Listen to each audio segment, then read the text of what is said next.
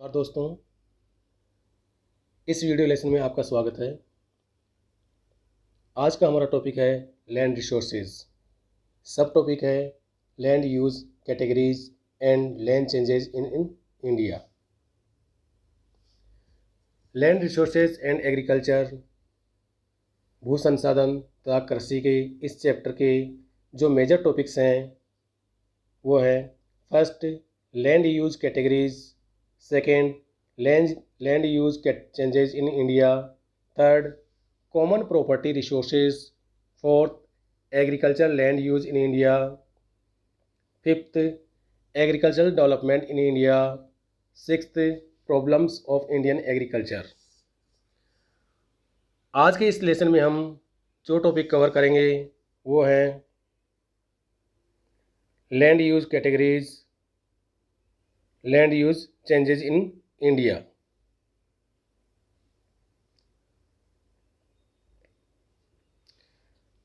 जैसा कि हमें पता है कि कहीं पर भी अर्थ में one place to another place जब हम जाते हैं तो उसके फिजिकल जो फीचर्स होते हैं उनमें वैरायटी पाई जाती है, विविधता पाई जाती है।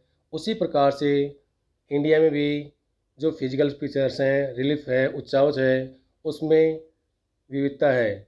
कहीं पर माउंटेन है, कहीं पर जैसे माउंटेन है, कहीं पर डेजर्ट है, कहीं प्लेट्यू है और कहीं पर ग्रेट इंडियन प्लेन्स हैं, कोस्टल प्लेन्स हैं। इस प्रकार डिफरेंट टाइप्स की यहाँ फिजिकल जो वैरायटी है, विविधताएँ हैं, वो देखने को मिलती हैं। और उसी के अकॉर्डिंग जो लैंड रिसोर्सेज का जो यूज़ कर रहे हैं या इसका जो भू उपयोग है वो भी इससे इफेक्ट या प्रभावित हुआ है। इंडिया में जैसे लैंड रिसोर्सेज के देखते हैं तो यहाँ जो परसेंट है डिफरेंट टाइप्स के जो भू आकार हैं उनमें तो है प्लेन का, इसमें जो रेशियो है परसेंटेज है वो है 43%। माउंटेन का जो परसेंटेज है वो 30% है। प्लेट्यू का जो परसेंटेज है वह है 27%। लैंड यूज कैटेगरीज, अब भूमि उपयोग का जो हमने वर्गीकरण किया है, कैटेगराइजेशन किया है, वो कार्य किसका है, कौन करता है। Land use records are maintained by land revenue department, यानी लैंड रेवेन्यू डिपार्टमेंट है उसके द्वारा इसका जो रिकॉर्ड है वो मेंटेन किया जाता है। The land use categories add up to reporting area which is somewhat different from the geographical area. The Survey of India is responsible for measuring geographical area of administrative units in India। यानी जो survey of India है वो उसके लिए responsible या जिम्मेदार है measuring geographical area के लिए administrative unit in India. The land use categories as maintained in the land revenue department, और जो लैंड यूज कैटेगरीज है वो मेंटेन की गई है किसके द्वारा, लैंड रेवेन्यू डिपार्टमेंट के द्वारा, या ये कहें भू राजस्व अभिलेख जो विभाग है उसके द्वारा ये मेंटेन की जाती हैं।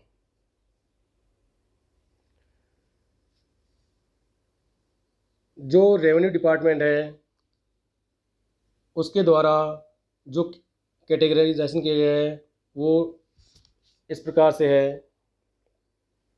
First forest, second barren and wasteland, third land put to non agriculture uses, four area under permanent pasture and grazing lands, fourth fifth है area under miscellaneous tree crops and groves, six culturable wasteland, seven current fallow, eight fallow other than current fallow, nine nets on area. 9 categories में revenue department के द्वारा यहाँ के भू उपयोग को या इसके लैंड यूज कैटेगराइजेशन किया गया है। सबसे पहले फर्स्ट में फॉरेस्ट, या ये कहें वनों के अधीन क्षेत्र कौन सा आता है, उसके अंडर में कितना क्षेत्र आता है।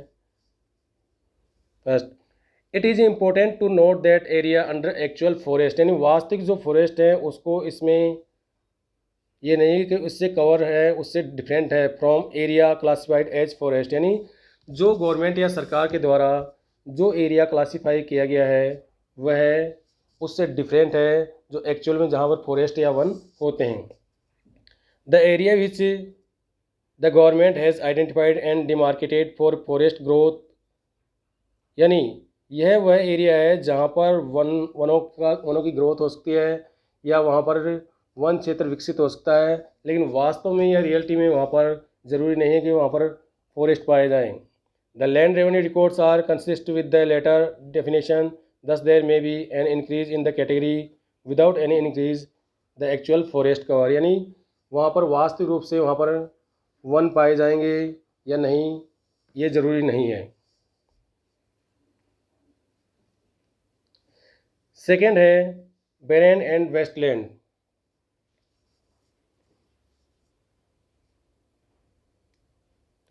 The land which may be classified as a wasteland such as barren, hilly terrains, desert, ravines, etc. normally cannot be brought under cultivation with the available technology, यानी जो अवेलेबल टेक्नोलॉजी है उसके द्वारा यहाँ पर पॉसिबल नहीं है कि यहाँ इसको हम कल्टीवेशन के लिए यूज़ करें, यानी यह वह भूमि है, वह लैंड है जो प्रचलित प्रौद्योगिकी या टेक्नोलॉजी की मदद से कृषि योग्य नहीं बनाई जा सकती। फॉर एग्जांपल है हिली ट्रेंड्स हैं, डेजर्ट लैंड्स हैं, रिवाइंस हैं। नेक्स्ट है land put to non agriculture uses, या ये कहें गैर कृषि कार्यों में प्रयुक्त होने वाली भूमि। लैंड अंडर सेटलमेंट्स अधिवास के लिए, rural and urban infrastructure, roads, canal etcetera, industries, shops are included in this category. An expansion in the secondary and tertiary activities would lead to an increase in this category of land use, और जिस प्रकार से secondary और tertiary activities में वृद्धि हो रही, विस्तार हो रहा है, उसके कारण से इस वर्ग की या इस कैटेगरीज की जो भूमि है उसमें वृद्धि हो रही है।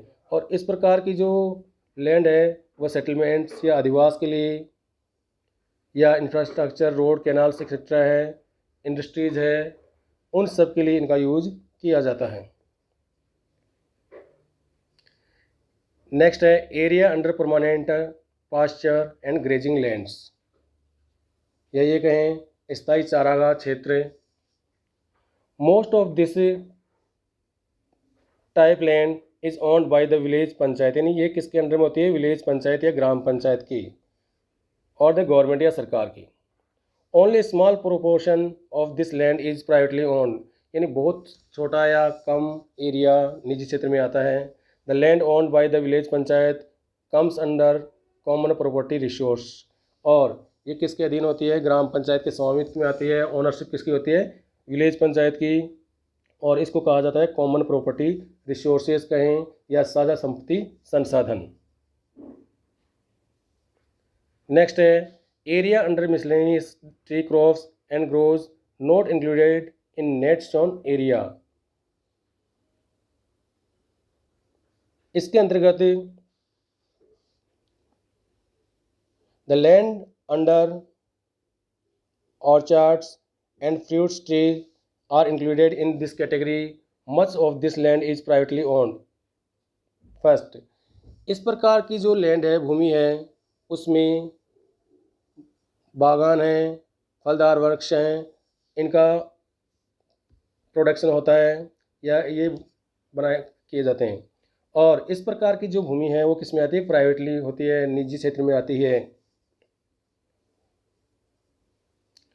नेक्स्ट है कल्चरेबल वेस्ट लैंड, या ये कहें कृषि योग्य व्यर्थ भूमि, या कृषि के योग्य नहीं है लेकिन व्यर्थ भूमि है। Any land which is left fallow uncultivated for more than 5 years is included in this category. It can be brought under cultivation after improving it through reclamation practice. यानी इस प्रकार की भूमि जो पिछले 5 वर्षों तक या अधिक समय तक परतीय या कृषि रहित रही है, इस कैटेगरी में शामिल की जाती है। इसमें हम जैसे बोलेंगे under cultivation after improving it through reclamation practice, या भूमि सुधार जो कार्यक्रम हैं उनके द्वारा इस प्रकार की कृषि में सुधार किया जा सकता है। Current fallow land, this is the land which is left without cultivation, वह भूमि जो एक कृषि वर्ष या उसमें कम समय तक कृषि रहित रहती है, फॉर 1 और less than 1 agriculture year. Fallowing is a cultural practice adopted for giving the land rest, भूमि को रेस्ट देने के लिए इसको खाली छोड़ा जाता है। The land recoups the lost fertility through natural process, इसका ये मानना है कि इसके कारण से जो नेचुरल जिसका प्रोसेस है उसकी फर्टिलिटी प्राप्त करने का, भूमि को उपजाऊपन करने का, वो इससे दोबारा उसे प्राप्त होता है। Fallow other than current fallow, या ये कहें पुरातन परतीय भूमि। This is also a cultivable land which is left uncultivated for more than a year but less than 5 years, यानी यह कृषि योग्य भूमि है जो 1 वर्ष से अधिक लेकिन 5 वर्षों से कम समय तक कृषि रहित रहती है या बिना कृषि के रहती है। If the land is left uncultivated for more than 5 years it would be categorised as a cultural wasteland, और यदि कोई भूभाग 5 वर्ष से अधिक समय तक कृषि रहित रहता है तो इसे कृषि योग्य व्यर्थ भूमि संवर्ग में सम्मिलित कर दिया जाता है। नेट शोन एरिया, या ये गए निवल बोया क्षेत्र। The physical extent of land on which crops are sown harvested is known as net shown area, यानी इस प्रकार का क्षेत्र जिसमें फसलें उगाई जाती हैं और काटी जाती हैं वह क्षेत्र क्या कहलाता है? Net shown area.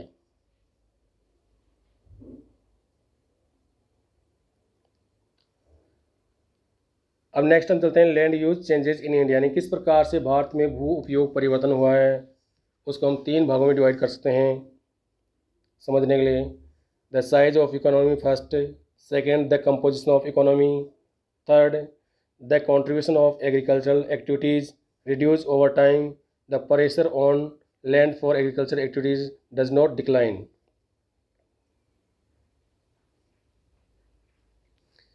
First, the size of economy. The size of economy measured in terms of value for all the goods and services produced in the economy, यानी अर्थव्यवस्था के इस आकार में चेंजेस या परिवर्तन आ रहे हैं।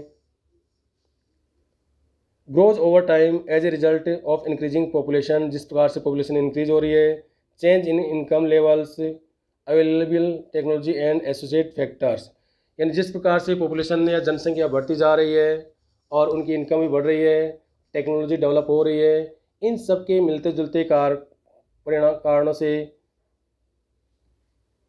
As a result of the pressure on land will increase, और जिसके कारण से इस लैंड पर प्रेशर बढ़ता जा रहा है। With time and marginal lands would come under use, और साथ ही साथ जो सीमांत भूमि है उसको प्रयोग में लाया जाने लगा है।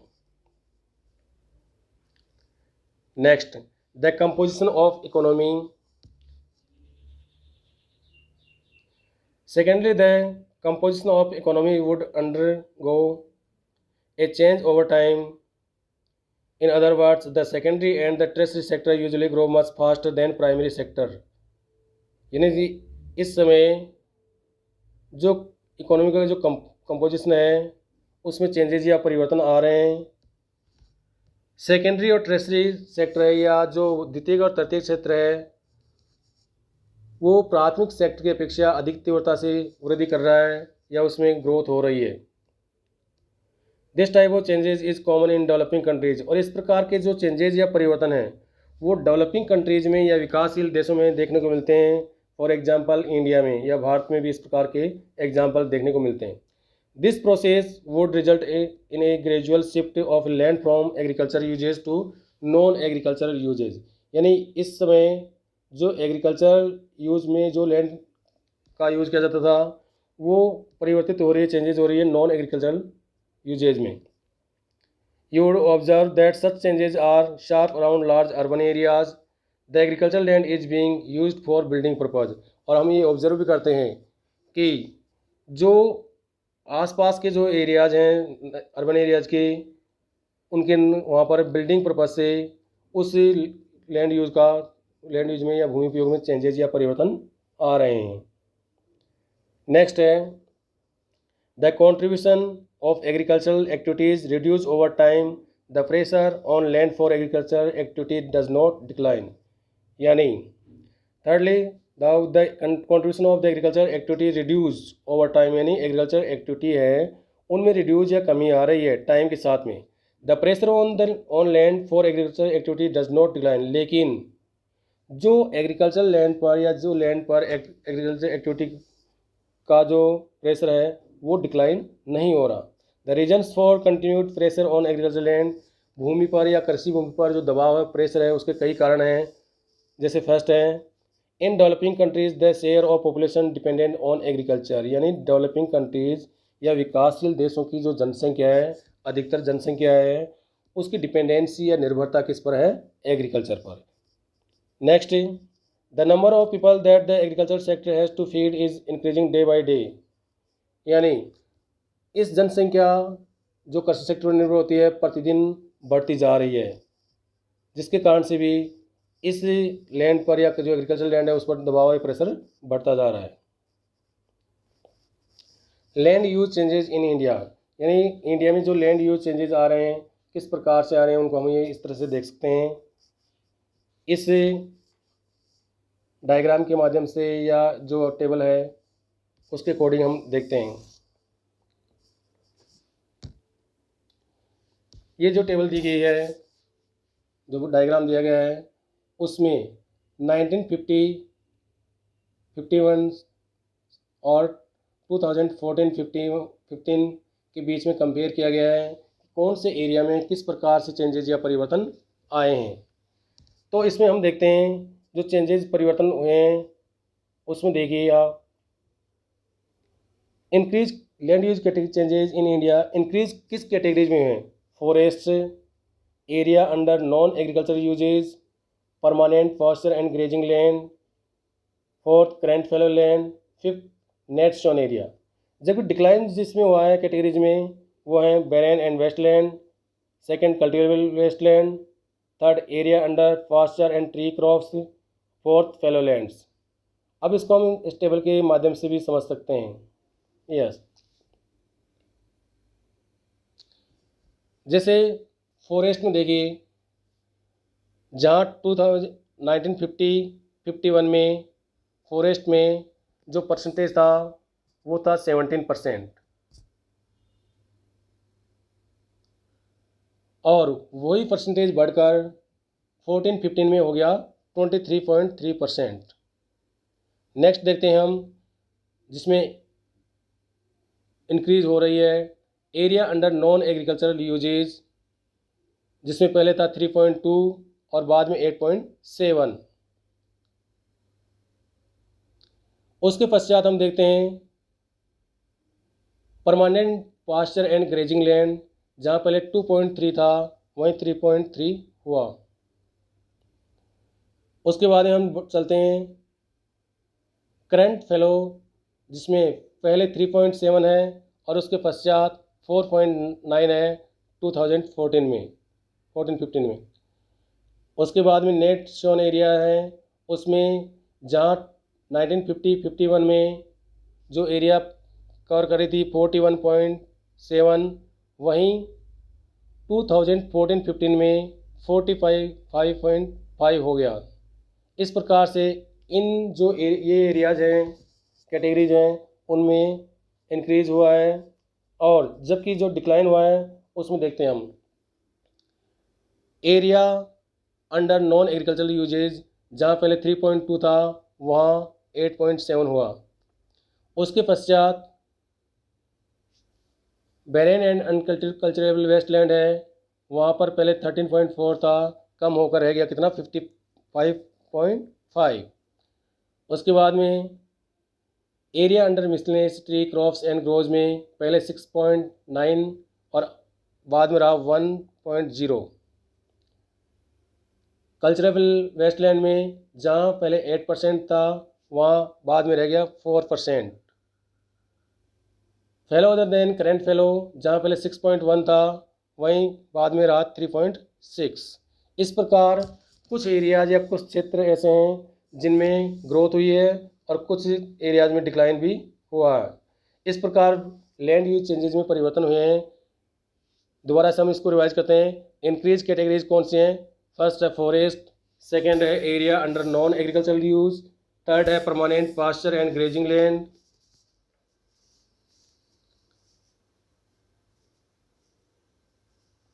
फोर्थ है करंट फेलो लैंड, फिफ्थ है नेट शोन एरिया। जबकि जिनमें डिक्लाइन हुआ है वो कैटेगरीज हैं barren and wasteland, cultivable wasteland, area under pasture and tree crops, fallow lands.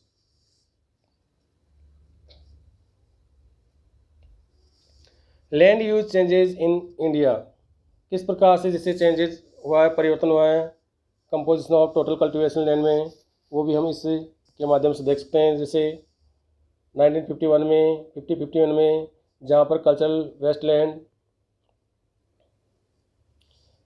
Westland जहाँ पर 8% है, वहीं 14-15 में कितना हो गया? रिपोर्टिंग एरिया है 4%। और as a percentage of total cultivable land के अकॉर्डिंग 1951 में 13.4 था और 2014-15 में 6.8 रह गया। इस प्रकार और जो एरियाज हैं fallow other than current fallow में as percentage of reporting area के अकॉर्डिंग 6.1 है, 14-15 में 3.6 हो गया है, आगे वही 10.2 और 6.2। करंट फेलो लैंड में as percentage of reporting area के अकॉर्डिंग 3.7 51 में और 14-15 में 4.9।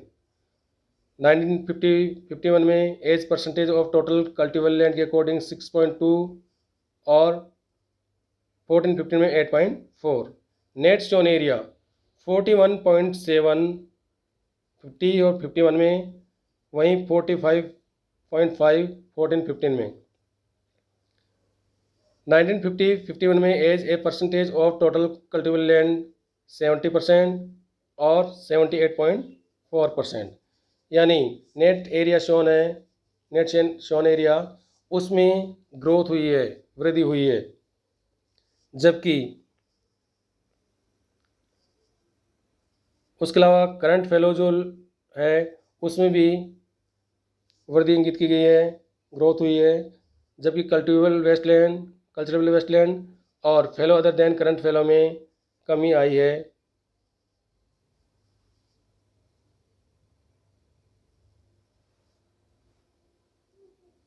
इस प्रकार total cultivable land as percentage of reporting area के अकॉर्डिंग 51 में 59.5% थी और जो बढ़कर कितनी कम हुई तो कितनी हुई 58.0।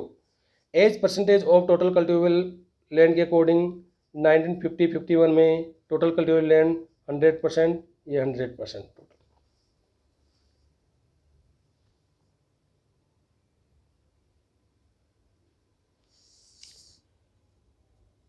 थैंक यू, धन्यवाद।